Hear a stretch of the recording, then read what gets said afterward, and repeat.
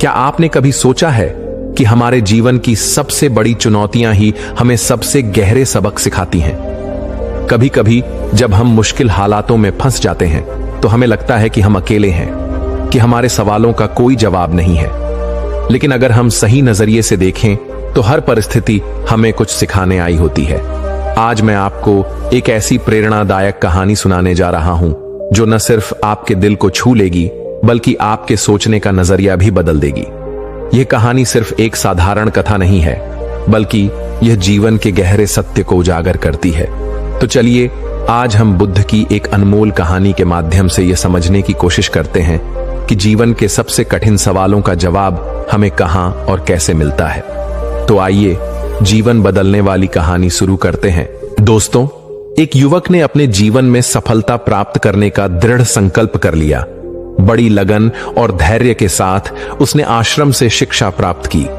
शिक्षा की समाप्ति के बाद उसने नौकरी खोजना प्रारंभ कर दिया ताकि पारिवारिक जिम्मेदारी का निर्वाह वह बहुत ही अच्छे तरीके से कर सके। इतनी अच्छी शिक्षा प्राप्त करने के बाद भी उसका यह दुर्भाग्य रहा कि उसे कहीं भी काम नहीं मिला। नौकरी की तलाश में वह जगह जगह भटकता रहा, खूब प्रयास किए, किंतु हर स्थान से उसे निराशा ही मिली। अच्छी बात यह थी कि युवक ने मात्र किताबी शिक्षा ग्रहण नहीं की थी, अपितु जीवन में कैसे धैर्य रखा जाए यह भी सीखा था। यही वजह रही कि वह हर परिस्थिति का सामना बड़े ही अच्छे तरीके से कर लेता, लेकिन कब तक यह करता, हर एक संघर्ष की सीमा होती है। दोस्तों, यह बात सत्य है कि जब तक सफलता नहीं मिलती है तब तक आपकी मदद करने कोई नहीं आता है। आप दर दर की ठोकरें खाते रहेंगे, पर कोई पूछने वाला नहीं रहेगा कि आप कैसे हैं, आप परेशान हैं कि नहीं हैं। यह कोई नहीं आपसे पूछेगा। यह जीवन की सच्चाई है। हां, लेकिन जब आप कामयाब बन जाएंगे, जब आपके पास पैसा रहेगा, तो 10 से 20 लोग आपके आगे पीछे घूमते रहेंगे। तो तमाम तरह के लोग आपसे रिश्ता भी रखना चाहेंगे। तब दूर के लोग भी आपसे कहेंगे कि आप उनके बहुत ही करीबी रिश्तेदार हैं। हर कोई आपसे एक झूठा रिश्ता लेकर जोड़ने लगेगा। ध्यान रहे, जो लोग आपके पैसे को, आपकी कामयाबी को देखकर आपसे जुड़ते हैं, वह कभी भी आपके अपने नहीं हो सकते। जो मुसीबत के समय में जब आप निर्धन हैं, गरीब हैं, लाचार पड़े हुए हैं, उस वक्त कोई अगर आपको सहारा दे, उस वक्त कोई अगर आपके साथ खड़ा रहे, तो समझ लीजिए कि वही आपका सच्चा और अपना साथी है। और ऐसे लोग दुनिया में केवल 1% से भी कम होते हैं, जो आपकी गरीबी में, जो आपके कठिन वक्त में आपका साथ दें। लेकिन आप सबसे ज्यादा उन लोगों के लिए परेशान रहते हैं जो कभी आपके अपने हैं ही नहीं। वह युवक हार थक के परेशान होकर के एक रास्ते से गुजर रहा था। रास्ते में उसे से एक आश्रम दिखाई पड़ा। उस आश्रम के बाहर एक महात्मा अपने शिष्यों को ज्ञान का उपदेश दे रहे थे। वे सभी शिष्य उन बौद्ध महात्मा के उपदेशों को बड़े ही ध्यान और शांतिपूर्वक सुन रहे थे। वह युवक वहीं पर रुक गया। उसने सोचा कि ऐसा क्या यहां पर चल रहा है जो कि लोग बहुत ही शांतिपूर्वक उन महात्मा का उपदेश सुन रहे हैं। उस युवक के भी मन में जिज्ञासा जाग गई कि चलकर हम भी देखते हैं कि वहां पर क्या हो रहा है। और वह युवक भी धीरे धीरे कदमों से आगे बढ़ते हुए आश्रम की तरफ चल पड़ा। वह पास में ही एक आम के पेड़ के पास बैठ गया और महात्मा के द्वारा कही हुई बातों को ध्यान से सुनने लगा। महात्मा कह रहे थे, जब किसी चीज की नई शुरुआत होती है तो सबसे पहले सब कुछ खत्म हो जाता है। जब इस सृष्टि की रचना हुई थी तो सबसे पहले सब कुछ समाप्त हो गया था। उसके बाद एक नई सृष्टि की रचना हुई। यानी जब इंसान मुसीबत के ऐसे वक्त में पहुंच जाए जब उसे लगे कि अब कुछ नहीं होने वाला है, अब मेरा कुछ नहीं हो सकता है, जीवन में वह बिल्कुल हार सा गया है, टूट जाए, लाचार हो गया हो, कोई उसकी मदद करने वाला नहीं रहे, ऐसे वक्त में अगर वह इंसान किसी से अपनी मदद भी मांगे तो लोग उसकी मदद भी करने से इनकार कर दें। महात्मा आगे कहते हैं कि ऐसे बुरे वक्त में अगर किसी को प्यास लगती है तो कोई आपको पानी देने वाला भी नहीं मिलेगा, क्योंकि बुरे वक्त में कोई भी साथ नहीं देता है। ऐसे वक्त में आप बिल्कुल टूट जाएंगे, आप जिंदगी से हार जाएंगे। लेकिन एक बात हमेशा याद रखिएगा, इसी क्षण यही सोचना है कि अब कुछ हमारी जिंदगी में बड़ा और अच्छा होने वाला है, क्योंकि बर्बादी के बाद ही नई चीज का निर्माण होता है। टूटे फूटे लोहे को गला करके एक नए लोहे का निर्माण किया जाता है। अर्थात जब आप बिल्कुल टूट जाएंगे, मुसीबत के वक्त से गुजर रहे हैं, तो यह बात दिमाग में जरूर लाएं कि अब कुछ नया होने वाला है, हमारी जिंदगी में कुछ अच्छा और बड़ा होने वाला है। यही एक उम्मीद आपको जिंदा रखेगी और ये बिल्कुल सत्य बात है। देखना, अगर तुम ऐसे वक्त में हो जहां पर कोई तुम्हारी मदद नहीं कर रहा है, कहीं से मदद की कोई भी उम्मीद नहीं है, तो समझ लेना कि अब कुछ बड़ा और अच्छा होने वाला है। क्योंकि जितना आप टूट सकते थे, अब आप टूट गए हैं। इससे ज्यादा आप नहीं टूट सकते। ऊपर वाला आपको जरूर कुछ बड़ा देने वाला है। यही सब बोल करके गुरुजी अपने उपदेश को विराम देते हैं। बोलते हैं कि शिष्यों, आज के लिए बस इतना ही। अब तुम सब दूसरे दिन इसी समय पर आना, फिर हम आगे की बात करेंगे। सभी शिष्य अपने अपने आश्रम में चले जाते हैं।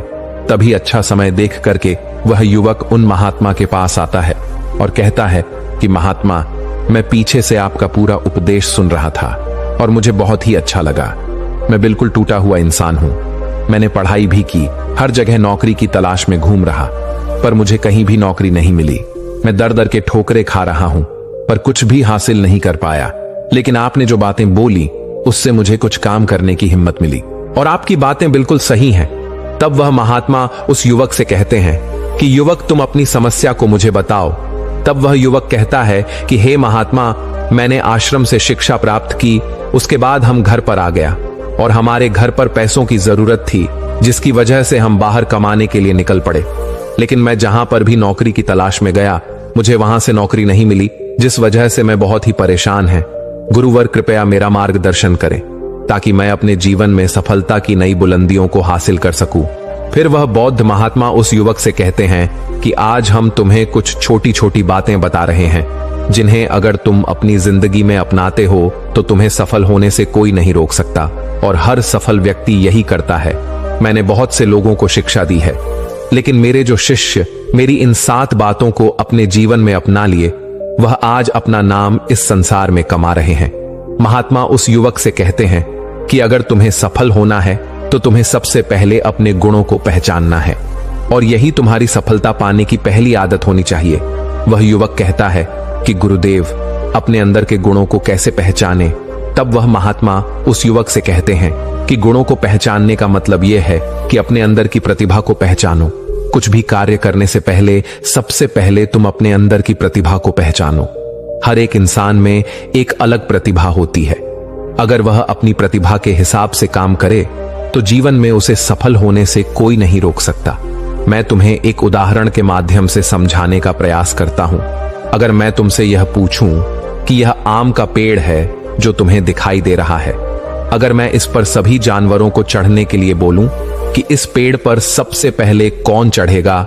चलो मान लेते हैं यहां पर बंदर, भालू, हिरण, हाथी, घोड़ा, गिलहरी, सभी लोग आ गए। तो अब तुम मुझे यह बताओ कि इस पेड़ पर सबसे पहले कौन चढ़ेगा? तो वह युवक कहता है कि महात्मा, इस पेड़ पर तो गिलहरी सबसे पहले चढ़ जाएगी, वह झट से ऊपर तक चढ़ जाएगी।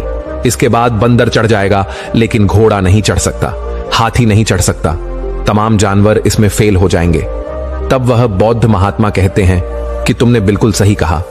यही हाल हम सबकी भी जिंदगी में होता है। हम सबके भी अंदर एक अलग अलग प्रतिभा होती है, लेकिन हम उस प्रतिभा को पहचानने का प्रयास ही नहीं करते हैं। हम सब अपनी प्रतिभा के हिसाब से चलते ही नहीं हैं। हम लोगों के हिसाब से खुद को ढालने का प्रयास करते हैं और हम औरों जैसा बनने लगते हैं। इस दुनिया में जितने भी सफल लोग हुए हैं, अगर तुम उनको ठीक ढंग से पहचानोगे तो तुम पाओगे कि वह अपनी प्रतिभा के हिसाब से काम किए हैं, तभी वे आगे चलकर अपनी जिंदगी में कामयाब हुए हैं। हर कोई इस पेड़ पर नहीं चढ़ सकता। ठीक उसी प्रकार तुम सबसे पहले अपने अंदर के प्रतिभा को पहचानो। तुम यह देखो कि तुम किस चीज में माहिर हो। अगर तुम अपनी प्रतिभा के हिसाब से काम करोगे, उस प्रतिभा को पहचान लोगे, तो तुम जिंदगी में बहुत आगे जाओगे। फिर तुम्हें सफल होने से कोई नहीं रोक सकता है। लगभग 98% लोग यही करते हैं कि वे दूसरों जैसा बनने का प्रयास करते हैं। किसी ने उन्हें कहा तो वे उसके जैसा ही बनने लगते हैं, जबकि जो 1% लोग होते हैं वही सफल हो पाते हैं, क्योंकि वे अपने प्रतिभा के हिसाब से काम करते हैं। वे अपने अंदर की प्रतिभा को पहचान लेते हैं, फिर वे उसके हिसाब से उस कार्य को करते हैं और अंत में उन्हें सफलता भी मिलती है और वे लोग जिंदगी में बहुत ही आगे जाते हैं।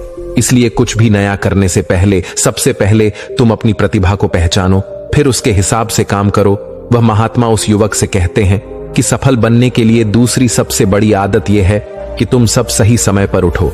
अगर तुम सब सुबह 3 घंटे पहले उठ जाते हो अगर तुम 4 बजे उठ जाते हो या 5 बजे भी उठ जाते हो तो तुम्हारे पास बहुत ज्यादा समय बच जाएगा अपने कार्य को करने का, और तुम उन तमाम लोगों से आगे निकल जाओगे जो लोग देर सुबह सोकर उठते हैं।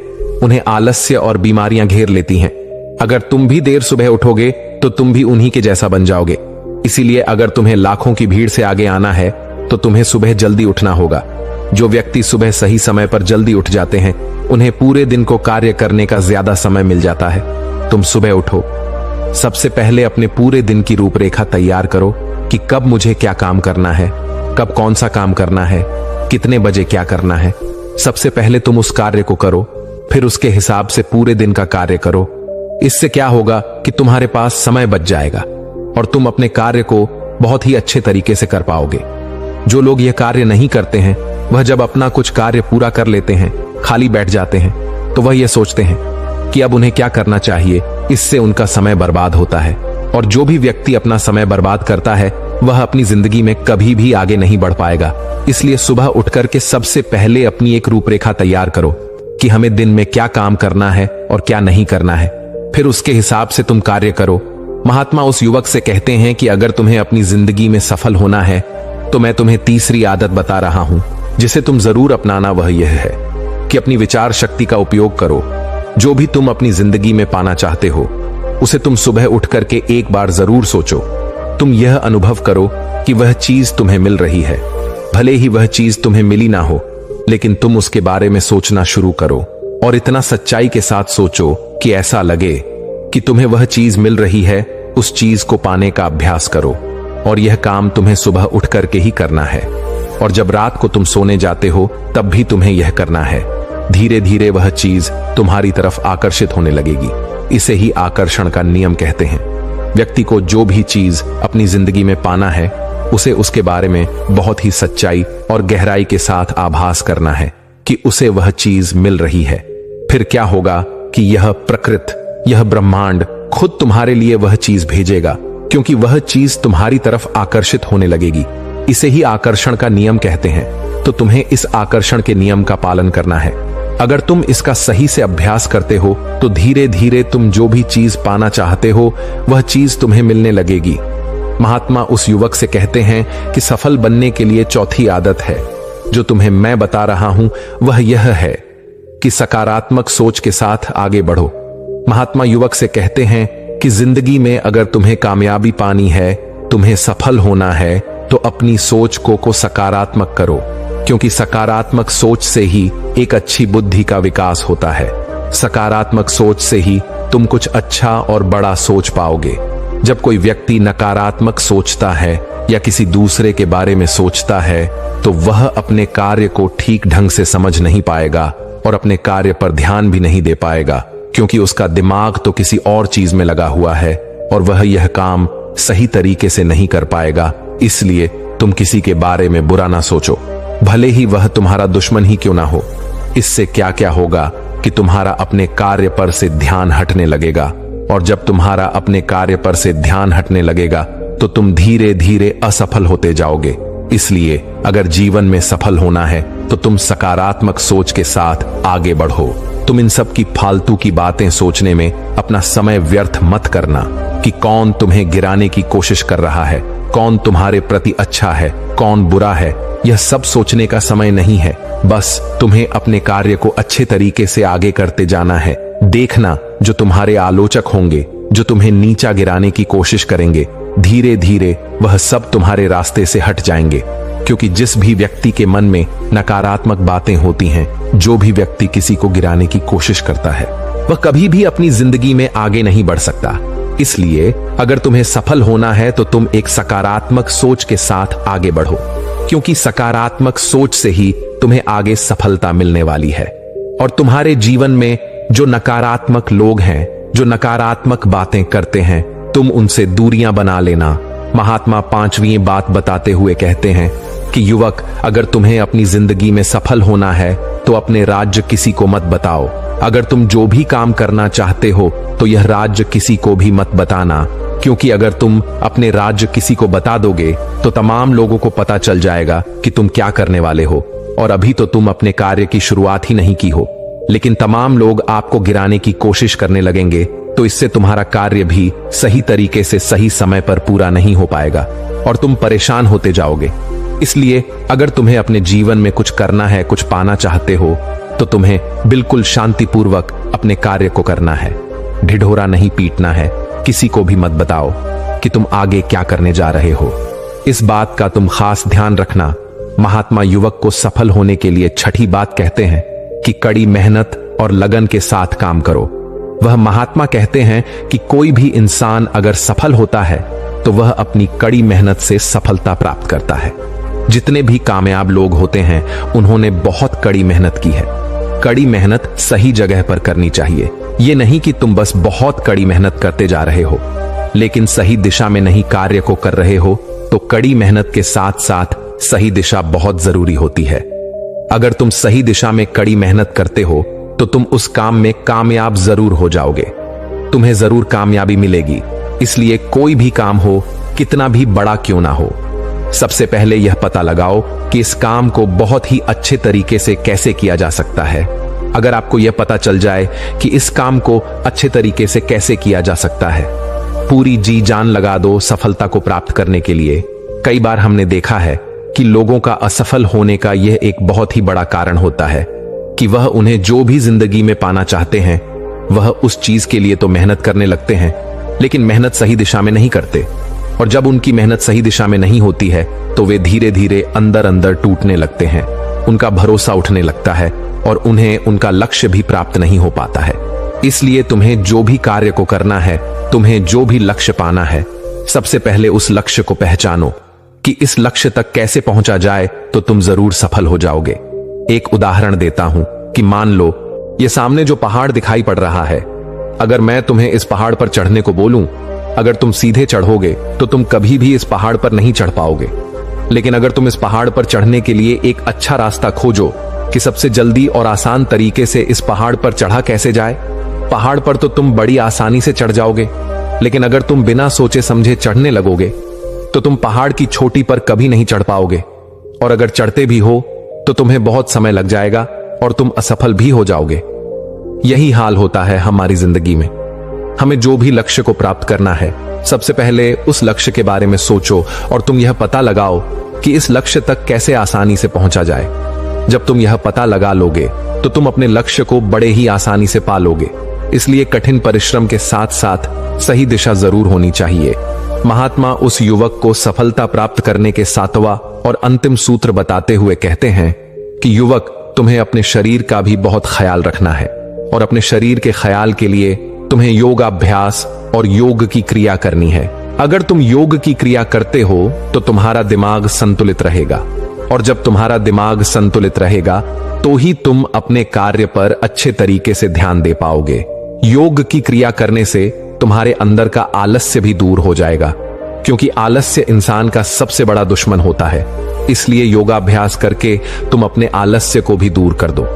ठीक उसी प्रकार जब तुम अपने दिमाग को एक जगह पर केंद्रित कर लोगे, अच्छे मन के साथ कार्य करोगे, तो तुम्हें सफलता जरूर मिलेगी, क्योंकि तुमने अपनी पूरी ऊर्जा एक दिशा में लगा दी है। और जब तुम अपनी पूरी ऊर्जा एक दिशा में लगा दोगे तो उसका परिणाम तुम्हें अच्छा देखने को मिलेगा। इसलिए तुम दिन में ध्यान की क्रिया, योग्य की क्रिया जरूर करो। इससे तुम्हारा दिमाग संतुलित रहेगा, तुम्हारा दिमाग बहुत अच्छे तरीके से काम करेगा, और जब तुम्हारा दिमाग संतुलित रहेगा, बहुत अच्छे तरीके से काम करेगा, तो ही तुम कुछ नया और अच्छा सोच पाओगे, तभी जाकर तुम्हें सफलता भी मिलेगी।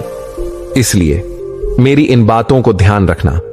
इसलिए युवक, सबसे पहले तुम जाओ, यह पता लगाओ कि तुम किस चीज में माहिर हो, फिर तुम उस हिसाब से कार्य करो। और मेरी इन बातों को याद रखना। वह युवक उन महात्मा को प्रणाम करके वापस अपने घर आ जाता है, और वह यह सोचने में लग जाता है कि वह किस चीज में माहिर है। पूरे 15 दिन तो यह सोचने में लगा देता है कि वह किस चीज में माहिर है। बाद में उसे पता चलता है कि वह तलवारबाजी की क्रिया में बहुत ही माहिर है। इसलिए वह तलवारबाजी पर बहुत अभ्यास करता है और वह एक कामयाब तलवारबाज बन जाता है। उसकी ख्याति दूर दूर तक फैल जाती है। फिर एक दिन पड़ोसी देश के राजा उसे अपने यहां सेना में नौकरी के लिए बुला लेते हैं, और वह व्यक्ति अपनी स्वेच्छा से उस राजा के प्रस्ताव को स्वीकार भी कर लेता है, और वह उनके यहां नौकरी के लिए सेना में भर्ती हो जाता है।